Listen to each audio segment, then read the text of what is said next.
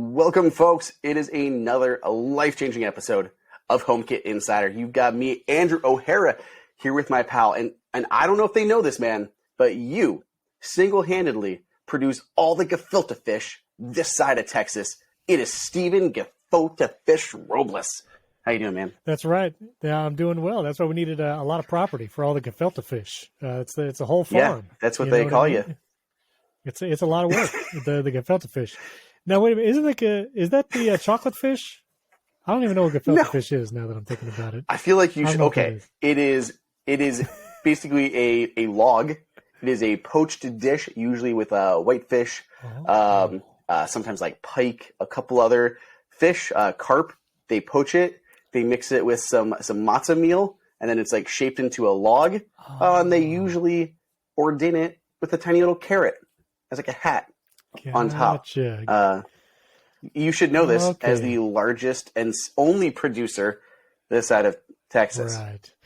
Well, we use Magikarp in ours, which is a Pokemon, so maybe it's a little different. But anyway, okay. I thought that was pretty good. I got the Magikarp. Well, we should probably talk about a big update, which happened last week, 16.3. Got some other news, and, I don't like to complain on this show, although I seem to do it a lot. But I'm going to complain a little more about some smart plugs, because I need to buy smart plugs for my smart plugs so I can reset the smart plugs when the smart plugs disconnect. You know what I mean? Sometimes you just got to do it. So we'll jump into it. Two quick 5-star review shout-outs. M. Quinty from Canada and James 10 from USA. Canada and the USA. Do Canadians like when I say Canada? Do you know? Do they like that? I don't know. I don't. Sure. We'll have to ask Ryan Reynolds and get his opinion on the matter. Oh, I will watch every interview with Ryan Reynolds. I don't know what it is. I mean, it's kind of a shtick to just be a fanboy. I cannot wait for Deadpool 3. I will watch every commercial he makes. Yeah, absolutely. That's the Mint Mobile Aviation Gin. I don't know why he is not sponsored this episode. But anyway, Ryan Reynolds. Aviation Gin is solid. I cannot complain about Aviation Gin. I may have bottles upstairs.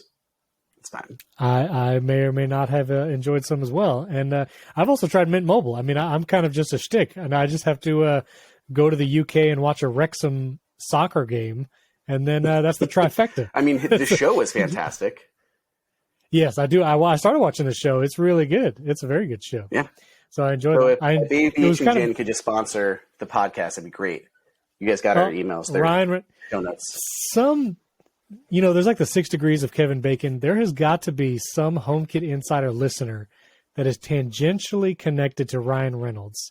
We need you to send a clip of the beginning of this show to Ryan Reynolds personally and see if he will sponsor this podcast. That's what we need. That would be incredible. I would retire after that. Anyway, no, I wouldn't. Okay, let's get to a few things in news. Talk about 16.3. Official update went out there. Number 1, HomePass, beloved app to save all your HomeKit codes, all your QR codes, has now been updated, and you can put your Matter QR codes in there as well.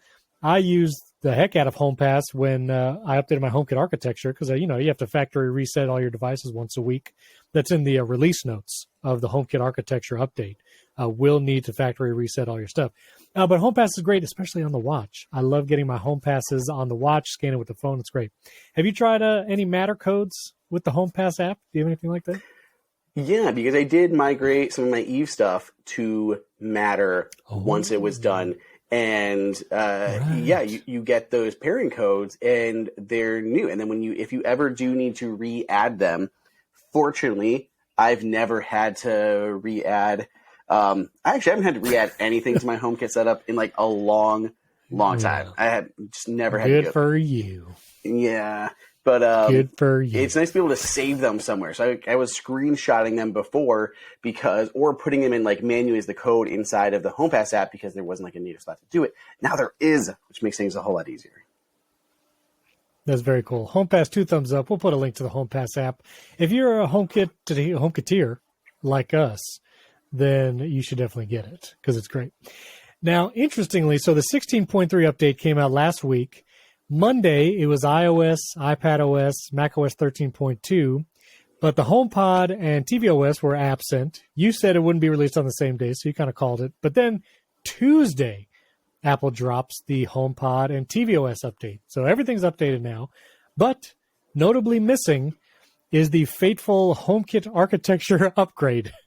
It's not available in 16.3 right now. Supposedly Apple is still working on it, going to be releasing it. And I just think it's so telling how messed up it was because it is still not available. And I'm very, very curious what it will mean for those of us unfortunate souls, to quote The Little Mermaid, who upgraded our HomeKit architecture early. Like, do you think we're going to get another update? Do you think they're going to be like, here's a second update for the architecture, do this? Do you think they'll do that? I don't think so. No? I think once you've migrated, folks like me, I think Apple's going to issue an update like 16.4, which we might even we're not going to get betas this week. I think we'll get betas of 16.4 next week, or I guess this week, as you guys are listening to the podcast. As you listen. Yeah. Yeah. But I think 16.4, we might see it again, but I think it's just going to be improving stuff there on the background. I don't think you're going to have to remigrate a second time to the new HomeKit architecture. At least that's my hope. It'll just hopefully be fixed.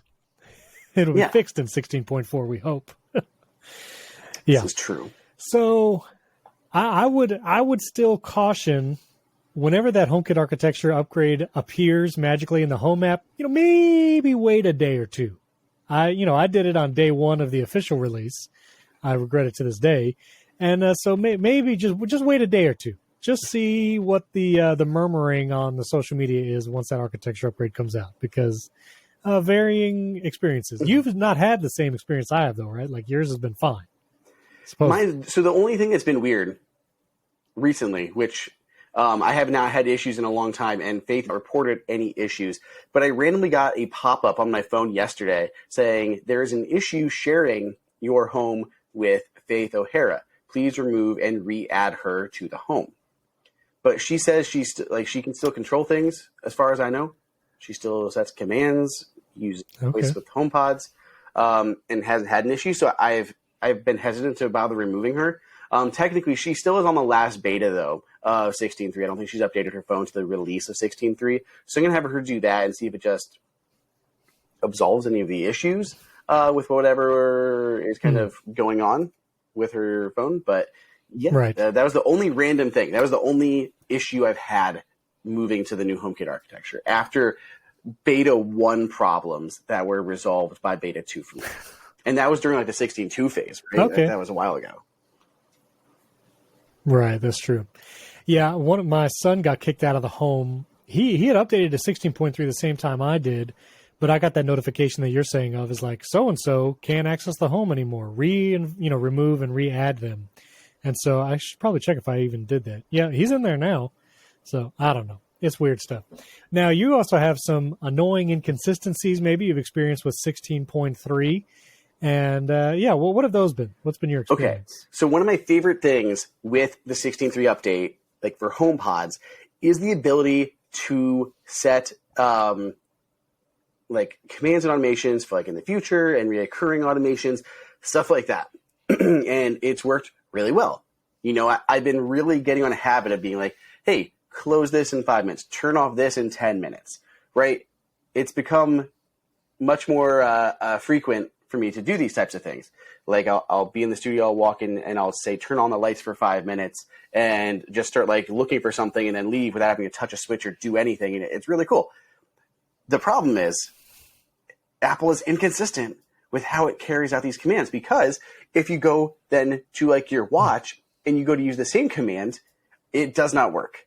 So like I'll literally set a command via the HomePod to close a window in 5 minutes or 10 minutes or an hour, whatever it is. And I'll try to do the same thing on the Apple Watch. And it's like, this is not supported on the Apple Watch, which I don't understand, because aside from the fact that your watch is connected to your phone, and I would think your phone would have like the most of all of the abilities to do things, it apparently can't do it. And that drives me crazy, because then you're like, you're not sure which devices you can ask certain queries to about your home. And it does make sense. This is also a fun one, Steven. This is a fun one.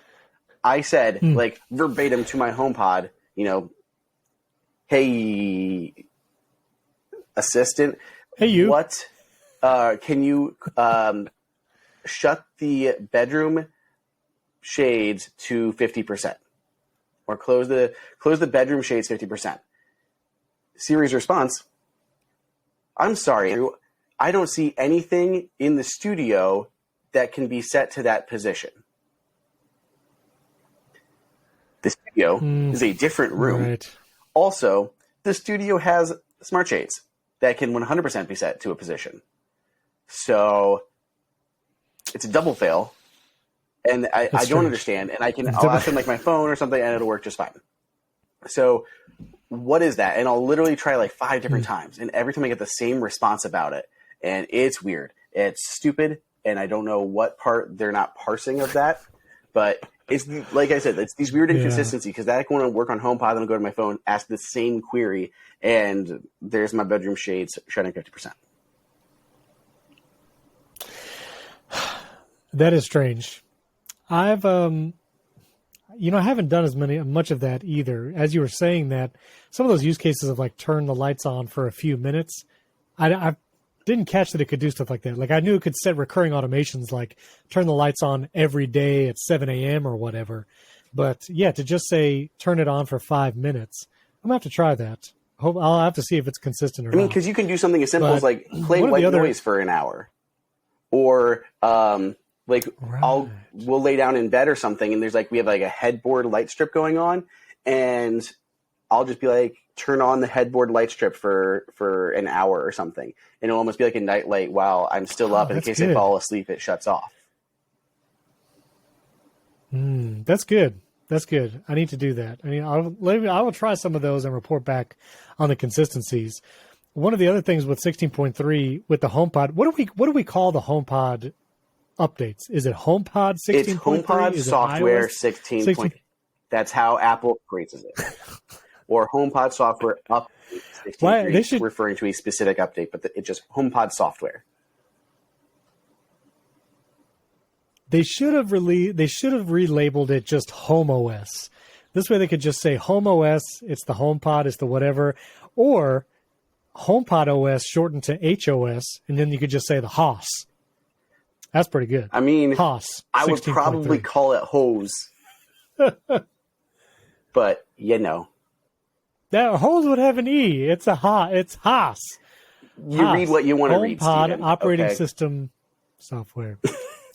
I'm going to call it the HOS from now on, just for myself. I was wondering about that because I always thought they would. I thought they would maybe change it to like Audio OS or something.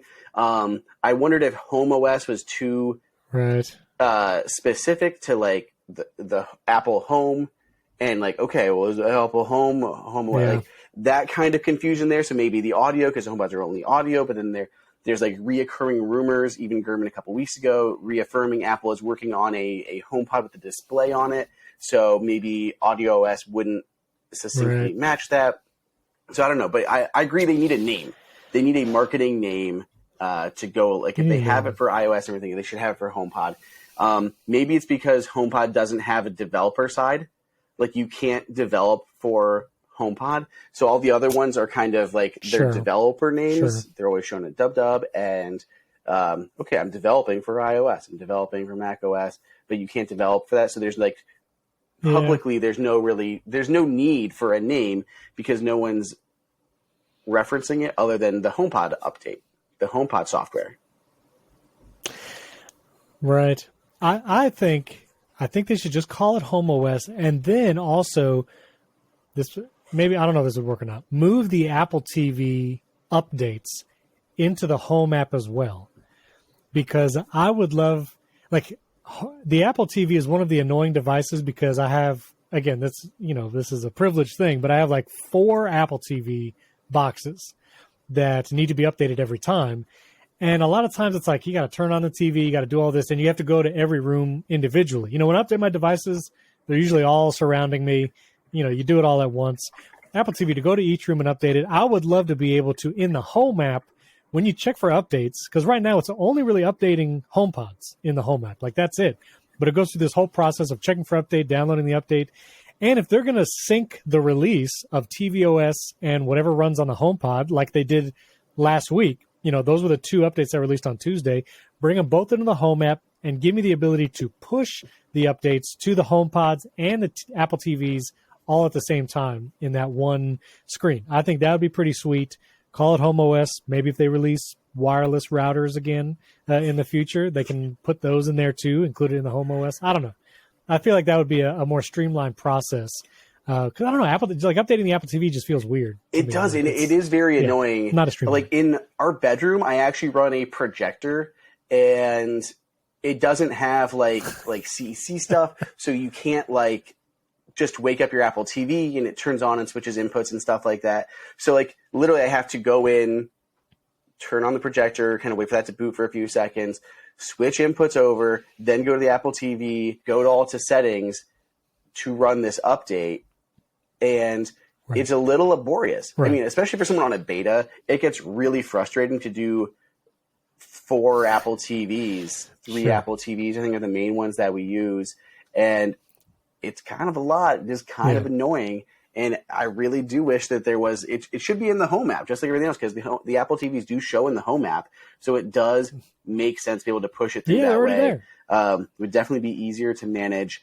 Plus, I don't know if you knew this or for our listeners knew this, but I believe the HomePod software is actually a forked version of tvOS. So it's basically running the Apple TV platform on like the HomePods, which is why it always made sense for me to create that HomePod with a display that's basically running a version of your tvOS, your Apple TV operating system. Things like that control center slide over, I think would look really nice on a display there to pull stuff up into control. And if they had added a few more, apps and visual interfaces for accessing things like Siri, because I think conversions and stuff and like Wikipedia article lookups would be more visual. I can definitely see all that. But yeah, HomePod updates and Apple TV updates just live in the Home app. Yeah, and especially because like in this HomeKit architecture time we have right now, I want all my home hubs to be on the latest software, hopefully to remedy bugs. And because you can't really choose your primary home hub in the Home app, it just kind of picks one. You can try to like unplug every home hub in your house except for one. That'll change to the Home hub. Like, I'm not doing that. Since you can't choose the primary hub, I want every device I have that can be a hub to be on the latest software. And I do have one Apple TV that I'll use outside with like a little inflatable screen, but I don't have it connected to a TV all the time. Like I literally just put it out in the pool area, but I do have it plugged into power. Otherwise, it'll tell me that there's an accessory not responding. Like, because if I have that Apple TV unplugged, then my Home app will be like, we can't see this Apple TV. And so it's plugged in and I see it in the Home app. I can even pull it up in the remote, but I can't update it unless I plug it into an actual screen. So just another reason why it'd be great if Apple TV was in the Home app and just let me just push the update to all of those. I have seen some complaints too, like Shane Watley and others. They were hoping the tvOS 16.3 would change the up next, like auto playing trailer screen on Apple TV, which is not the case. And to me, it is getting a little. I don't mind it actually anymore. As soon as you boot up the Apple TV, I'm fine with it. They fixed the biggest issue, You're good with the previews? Which was that they put a row of previews above your up next queue and pushed that down below. That is what infuriated me, because you literally, like, you'd go in, you couldn't even see what you were doing. You had to scroll down to get to your stuff, and that, I think, was wrong. So now that the fact that they have just a slideshow going on of recommended content, I'm fine with that, because I have discovered different shows that way, or got reminded about a release that had happened, and I like that they're not all like Apple TV shows. They're through other channels that you can tie into. So like, I'm fine with that. The thing that I think people should do is turn off the audio, which is a setting you can do, because yes, it is annoying. You open the TV app and then all of a sudden the audio starts playing. No, disable the audio. Oh, see, I didn't know you could do that. Okay. That's how I have it set up. So now it kind of just rolls in the background, but there's no audio playing. That's fine. Do you know, okay, I'm going to do something crazy right now. If you're listening to the show, you should go to youtube.com/HomeKit Insider to watch this. I am actually going to put my Apple TV. Let's see, where's my Apple TV? Because I actually have my, there it is. Oh, I wait a minute. I got that update. I got that screen yesterday too. touting the new HomePods, which they tout this as like a new feature, but that's technically been around. They're not even calling out the new HomePods, just that HomePods can do this. This has been a thing.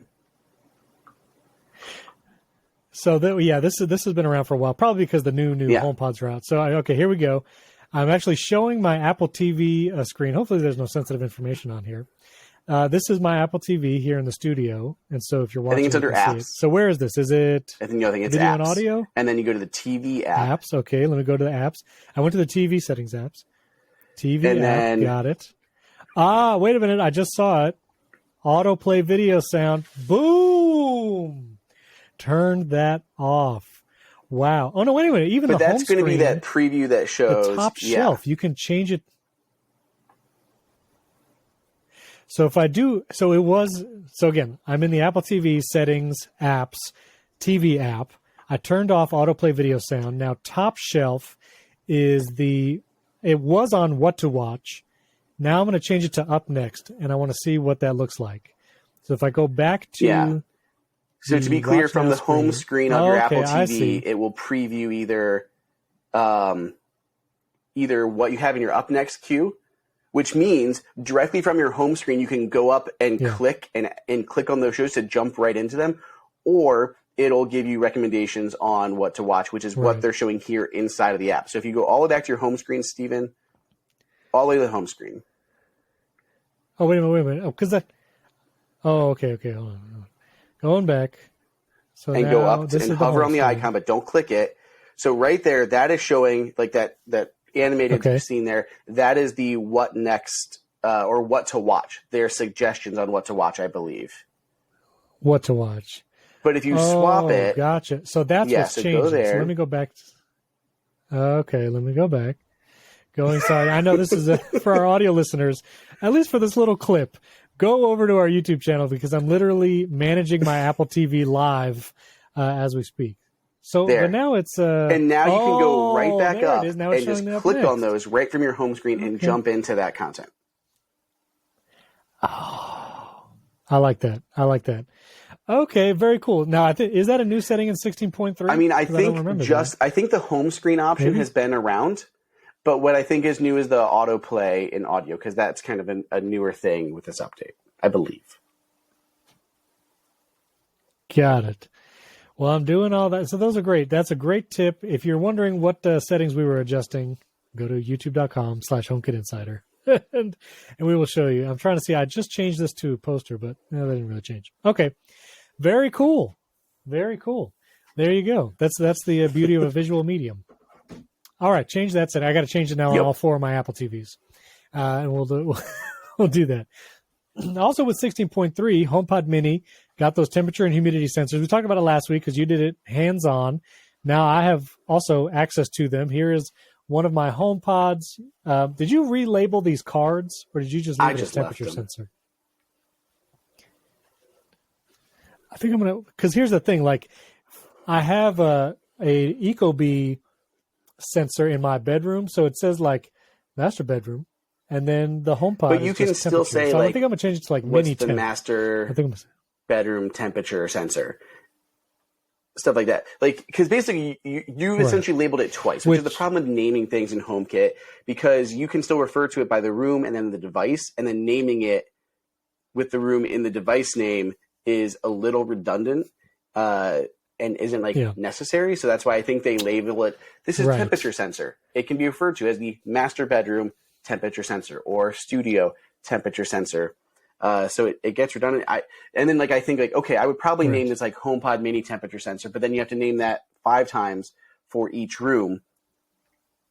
So you have like temperature sensor 1, or then you have to label it by room if you're going to get specific. So studio temperature sensor, master bedroom, HomePod temperature sensor. It got a lot. I just left them as temperature sensor, and I refer them to them by room. Yeah. Well, I changed the name of mine to Mini Temp.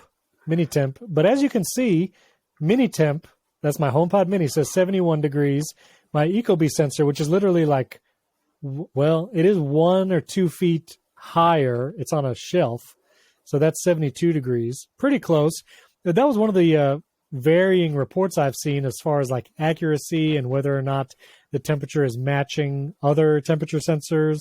Well, what have you found as far as accuracy? I haven't noticed much of a difference. I mean, if anything, yeah, within like a degree or two, but nothing that was like questionable. Like, let me see here. I'm going to pick like a room that I know I've got sensors in.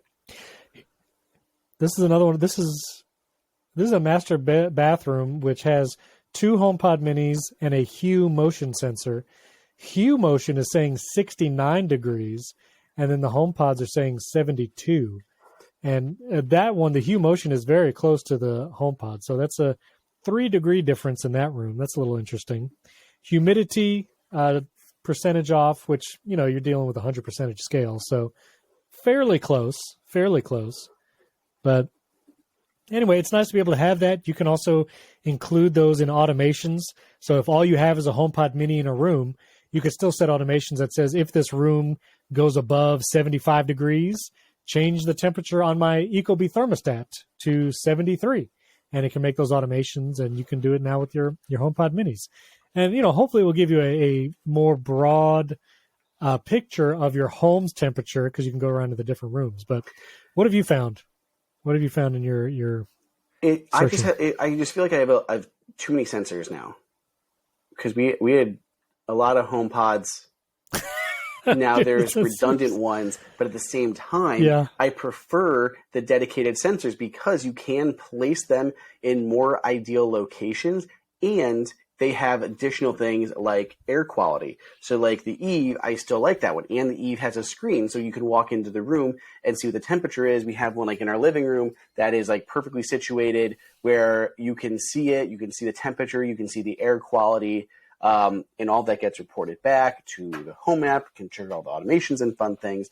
So I think it's more convenient than the HomePods, but for other rooms that we didn't have sensors, it's nice to have an added sensor in them. Like technically we didn't have one in the living room, or the kitchen, which is where our HomePods live. One of our HomePods live. So it's like, okay, now we have temperature sensors in those rooms, which is nice because we didn't have them before, but we just have a lot. And there's still things that give me problems, like when you're asking like the temperatures of your home or something. I would still love for it to be able to give you just the indoor temperature. Like it'll give you like the range, but it'll include outdoors. And it's like, yeah, it's definitely 20 degrees, 20 to 70 degrees at your house. I'm like, couldn't you have said like it's 65 to 70 degrees at your house because like the temperature sensor in the basement is a little bit cooler? But no, it still includes those outdoor ones. And I have the same problem with like locks. It'll be like, you got locks unlocked at your house. I'm like, okay, cool. But you're talking about the studio door and the one, the other closet door that we have that have HomeKit locks on them, which is, they're not super paramount that they're locked at this point in time. But now I'm worried like the front door is open. So you have to like go in and check those things. So I wish you would kind of you need exterior. Mm-hmm. Exterior versus interior doors. Yeah, for sure. Right. So one other thing with 60.3, a feature I am enjoying is the ambient sounds, and you can actually program those into scenes. I put my good night scene, which I run every night, turns off all the lights everywhere. I had added for my HomePod mini in the bedroom to play ocean sounds at a set volume as a part of that good night scene. And it's wonderful. The ocean comes on every night, and I listen to the ocean all night long, and it sounds really good. I'm curious what the big HomePod, like the new big HomePods, because they said ambient sounds is like improved more audio immersive. Or whatever, or spatial whatever. I'm curious how the ambient sounds will sound, more immersive. And, I'm like, it'd be nice to have immersive sound in the bedroom, but I don't know. It's overkill. Buy 2 new HomePods for the bedroom just for ambient sounds. But I like the ocean sounds out of a little HomePod mini. It's very nice. I do kind of wish, I know this wouldn't happen, but I have my Sonos Beam right there in my bedroom because it's mounted under my TV. It's what we use in there. It would be nice to be able to like AirPlay those ambient sounds to like multiple speakers, like play on the Beam. But I won't press my luck. Because I don't think you can, even when you have ambient sounds playing on a HomePod, I don't think you can like shift devices. I think it's locked. It would be to that really HomePod. nice, Steven. This is Pretty sure. talk about a thing that won't Maybe. happen, but that I would love to happen. What's that? I wish you could use, say you had a sound bar set up on your TV. I wish you could be able to, when you connect a set of HomePods that you want to use for like spatial audio, Dolby Atmos, I wish that you could set the HomePods for the spatial audio and then use your soundbar directly as your channel. And crazy thing is, I've seen Samsung actually does this with their. I saw like their new short throw 8K projector at CES, which is mind blowing. Like they turn on all of the lights and you can still see a projector like on the wall, which is crazy the amount of light that you'd have to do that. And the fact that it's like in this little box a foot from the wall is insane. But what they do is they have like this massive 140 watt speaker system built into their projector that's basically acting as a center or as a sound bar. So it'll be your whole sound bar. It can do great audio, but especially if you're somebody who is buying a short throw 8K projector, you probably have some sort of sound system. So you can still use your sound system, and then it'll redirect that speaker as the center channel, but still giving you everything else for your spatial audio and your sound system. So yeah, I would love if they would be able to give you that option, like, hey, use whatever speakers you have connected on your TV, whether it's your TV or eARC, whatever is connected, but then use your HomePods as your spatial audio and redirect that soundbar or your TV speakers as a center channel. I think that would be like the best of everything, but I'm not counting on it. Yeah, that'd be nice. No. But that'd be nice. I like the ambient sounds. That's all I was saying. Been using those. And I'm very much looking forward to, as you listen to this episode, HomePod will be available this Friday. So this episode airs Monday the 30th. HomePods are available. The new big HomePods Friday, February 3rd. I got 2 on the way, Andrew. I got 2 white ones coming in on order. And they're being back ordered in some places. I just looked on Apple's website. You can still buy the white HomePod and get delivery. You have to pay for expedited delivery, but you can get it on Friday, February 3rd as we record. The black one is several weeks delayed. So if you wanted to get a black HomePod, apparently that's a more popular color. That's about 2 to 3 weeks shipping time out after the launch date. But you can always go to an Apple store, see if you can try and find one on launch day. But I'm excited to get my 2 white ones, big stereo pair. I'm going to try them out here in the studio. Steven, I'm pretty sure. How many do you got coming on the way? 7? Cumulative 10? Apple community together all decided not to buy the white ones after watching this one. That was what happened. This infamous HomePod. Oh, yeah. I pulled it out again on that most recent video, and cumulatively, everyone said, we're not ordering the white HomePod. And then it was just you, and that's why you can get it. Because you clearly didn't watch my video, so you didn't do it. Me and Basic Apple Guy. I saw that one. I also saw the one on eBay that was like even more horrendously dirty. That was everybody was kind of passing it around Twitter, like, who's going to buy this? And that video did well for us. To see if you can recover it. Basic Apple Guy said everyone commented on that video, just dragging me for destroying that HomePod. And I still want to go on the record. I did not do that. I inherited it from a previous AI team or whatever, and that's how it came, and it came with no power cable. Which, by the way, we didn't mention before. The new ones do have a detachable power cable now, which is nice. The old ones detached, but not willingly. Really? You could remove them in support instances, and you could replace them, but it was not like a easily user replaceable cable. So the new ones do have easily user replaceable cables.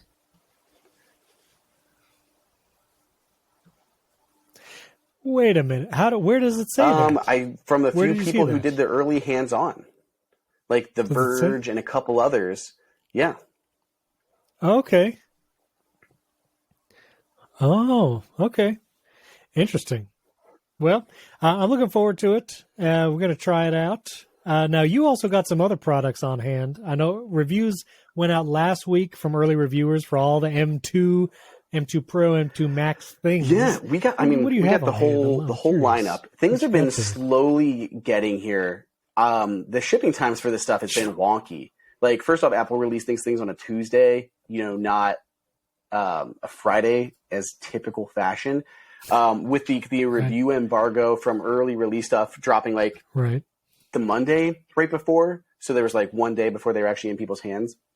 But so I have a M1 Pro, 14-inch MacBook Pro, showed good gains over the prior generation. But I'm most excited about like the 16-inch MacBook Pro because that's what I use like on a daily. It's what I'm recording and stuff on.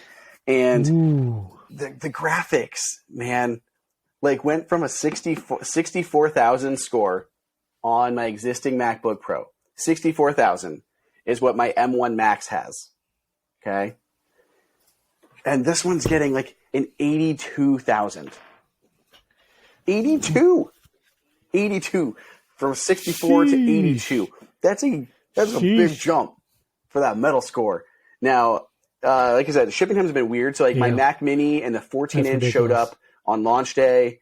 Then the MacBook Pro, the 16-inch MacBook Pro with the M2 Max, it didn't arrive until Thursday, and I still don't have the M2 Pro Mac Mini yet, but we will have that shortly. But no, just these are cool machines, man. Like I know there's not a big jump. Like honestly, if you got like the last gen machines, there's no huge reason to upgrade.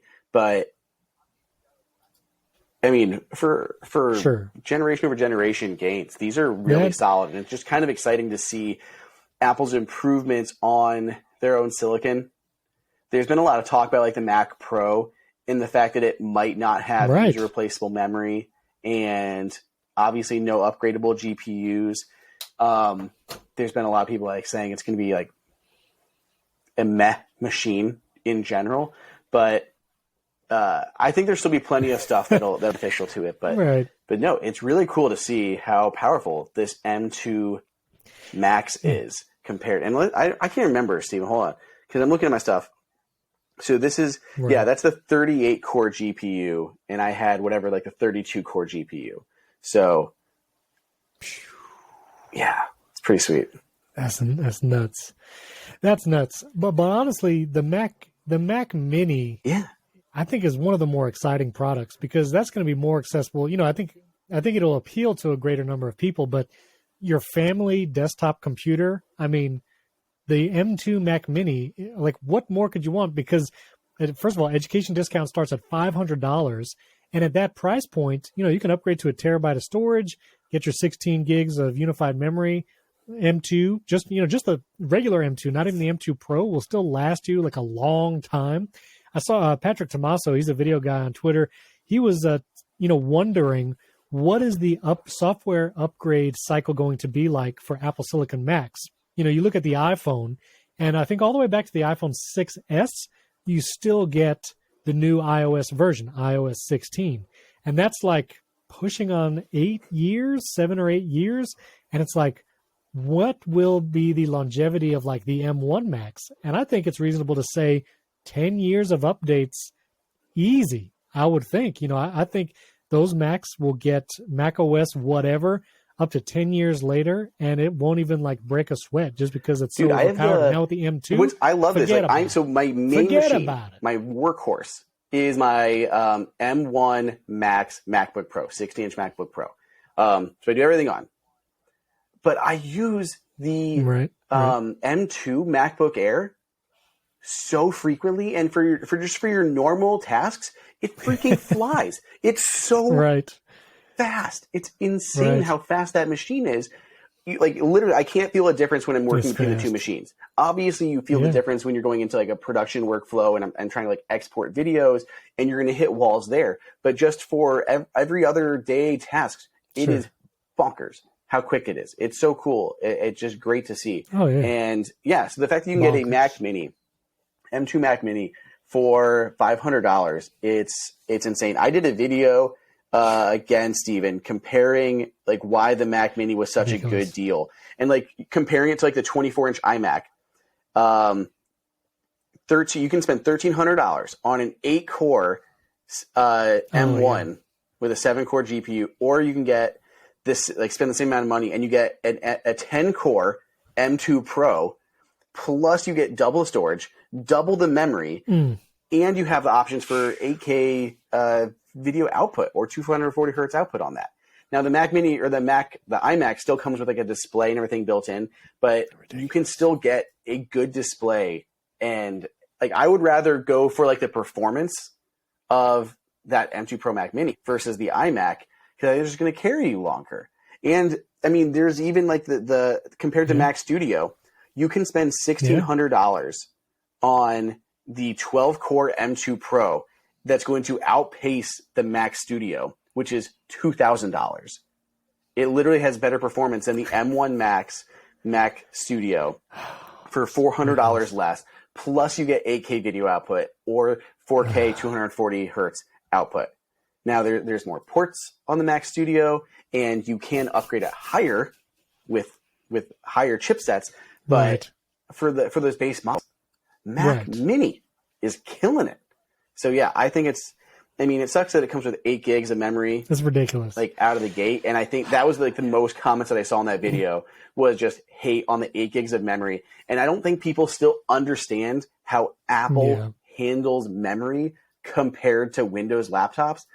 Like it's not even a direct comparison and kind of how Apple is using it.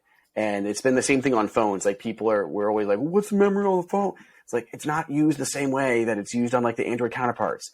And like fundamentally it still works similar on the Mac as a PC, but the way that Apple optimizes everything, it's just not a problem. You don't need to get, most people don't need to get a laptop with 32 gigs of memory, which is like what you have to have like on the Windows side, I feel like these days. And yeah, Apple can ship something with 8 and you're rarely going to run into a bottleneck, especially on a family PC.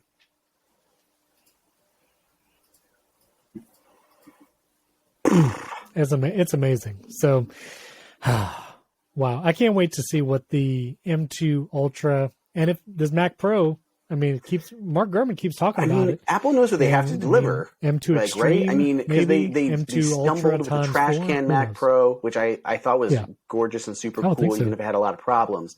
But they fixed a lot with the cheese grater that they returned to. Sure.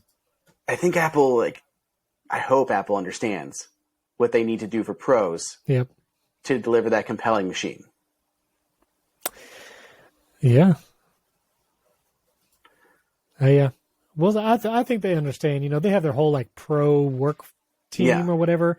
Different creators that speak into it. So we'll see.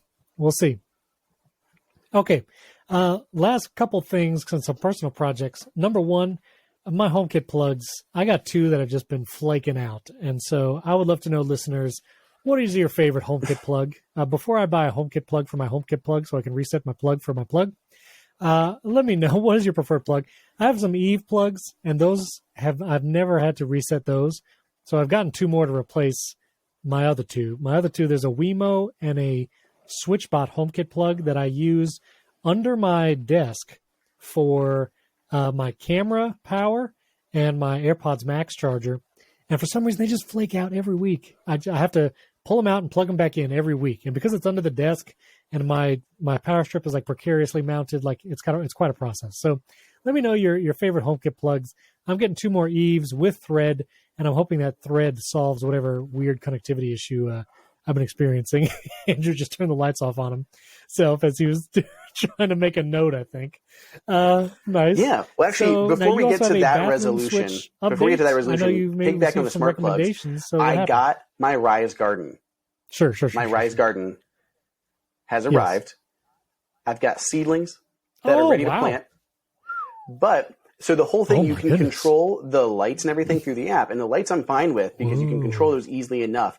The issue for having it in the studio is that you do have the sound of running water. So it does need to be turned off during production, which is fine. There is nothing wrong with doing it. And they actually there's a little handy switch right on there to turn it off.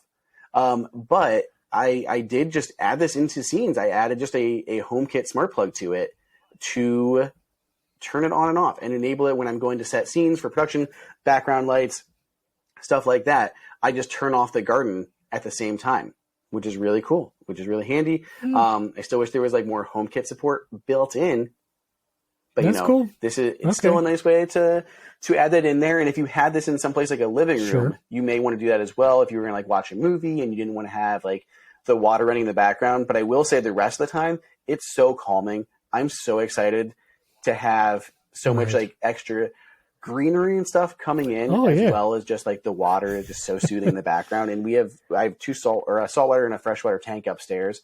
So we often have like that water babbling noise, and it's just so nice. It's so soothing. So I'm very excited. I'll share more as like things get planted and things grow. Babbling. But so far, very excited about it. And then to round this out, by the way, I have to do my Steven impression of, we're going to have a short show today. That's what you said. What you sounded like. Yes. Heading into this recording, Steven.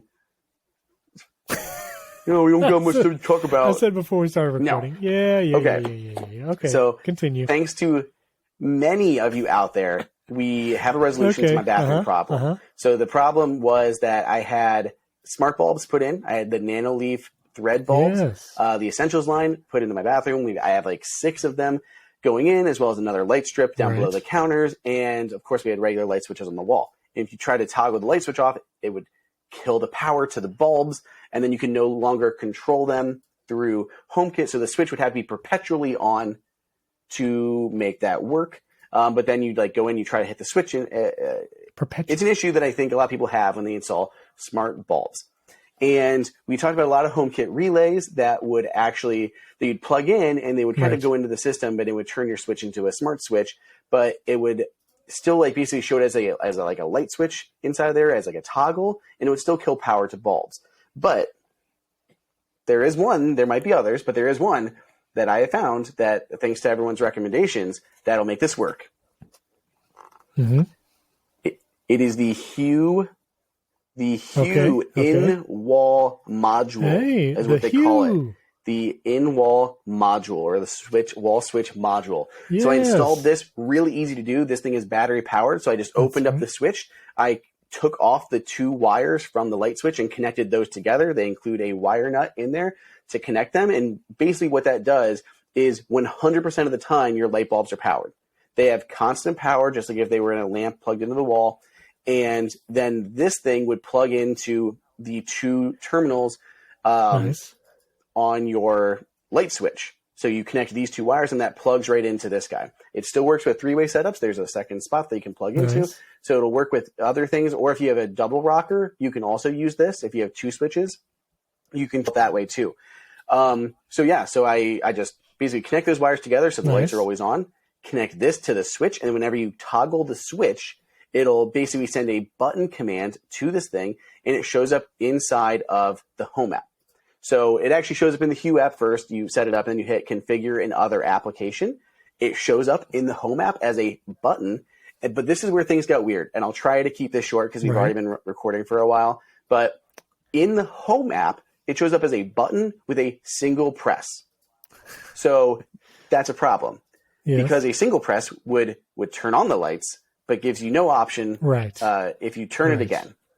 So you'd have to set like a timer to undo the action, or move to a third-party application like Eve and set up a conditional. So I had to first remove anything that you created in the Home app because I had set up an automation there for a single button press first. So remove that. Then I went over to the Eve application. Technically there, it does show a single, double, and long hold for this, which I just don't think is possible. I think it still shows as a single press, so I didn't mess with any of those. But at a single press, I set up a conditional. If I just picked any bulb on the thing, if it's on, turn the lights off. Set up another conditional. If the light is off, turn the bulbs on. And I created 2 different scenes for on and off. So now I walk in the bathroom, I hit a light switch on the wall, sends a button command to HomeKit, which runs a conditional to check the status of the lights, and then we'll turn them either on or off based on that. And I was geeking out. Faith was like, the funny part is, to Faith and anyone else in the house, your wall switch turns on the light. What's so impressive? And like that's the best part about it, is it's so easy. Like, I turned on a light switch and the lights turned off, or turned on, whatever the state would be. But for HomeKit users, the little details of having to install the switch in there, always on, smart bulbs, setting up automations, it was a whole thing to make this happen. But it works very well. I have had 1 or 2 times where they didn't turn on right away. It took an extra like second, or I would just flip the switch again and they would come on. But it works so far very reliably, and I'm pretty darn happy with it. It seems to work really well. Sometimes there's issues running conditionals, but no, it seems to work very well.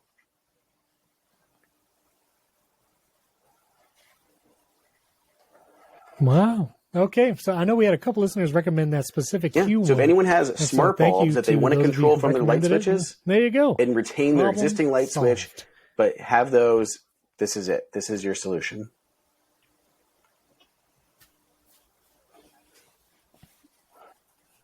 That is it. Very cool. Well, listeners, let us know what you got going on, home-wise, project-wise, your favorite smart plugs. I'd like to hear that. And watch this show at youtube.com/HomeKit Insider.